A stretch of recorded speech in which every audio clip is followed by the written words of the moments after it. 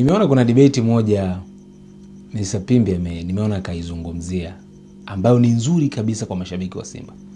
Na sijui kwa nini wachambuzi wa mpira hawataki kuongea ukweli. Kwa nini? Yaani why sioni mchambuzi anazungumzia hii issue. Lakini naona mtu ameraise ni Mr. Pimbi ambaye ni sio mtu wa michezo. Kwa mfano juzi kwenye issue ya Simba Day, tajiri Mo Dewji aliraise kwamba hela iko benki. Yaani hiyo hela inasubiri kusajili mchezaji yoyote. Mchezaji yoyote. Tajiri Mo alisema vile. Simba Day na kila mtu mpaka even akina Alikama wakaprint matisheti kwamba hela iko benki. Ghafla binvu tukamwona mzabuni ule wa jezi J-Road anawaambia mashabiki wakanunue jezi ili wanunue mchezaji hiyo X Factor ambao wametumia neno X Factor ambao mashabiki wengi wanaamini atakuwa ni Faisal, lakini jamaa alisema inawezekana namba 6 au namba nyingine ambayo unaona Simba inamfaa X Factor.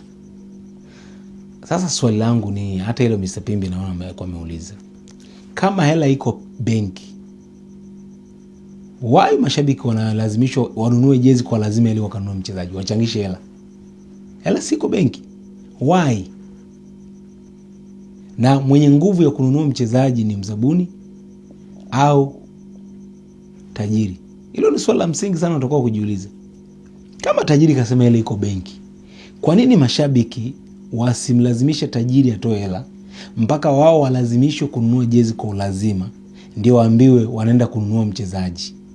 Why?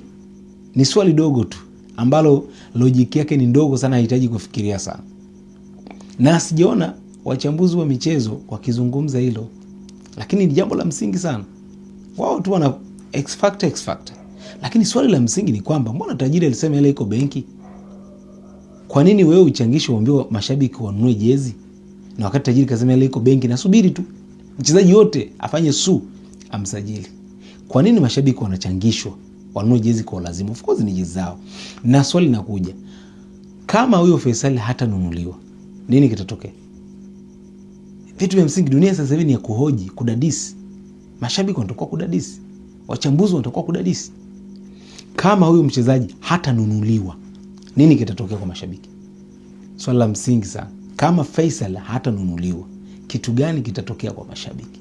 Nao walilazimishwa kununua jezi kwa lazima ili huyo mchezaji X Factor aje, alafu akaletewa mtu mwingine. Kivumbi hicho kitatimka sana hapa. Ni mambo ya msingi sana wachambuzi, na natamani kuona wanazungumzia, wanachambua mambo kama yale ambayo ni ya msingi sana. Hebu wewe jibu hapo. Hebu tuambie, tajiri alisema leo uko benki, kwa nini hao wanachangishwa? Na je, huyo mchezaji asipokuja nini kitatokea? Hebu nijibu kwenye comment chini hapo na mimi nione.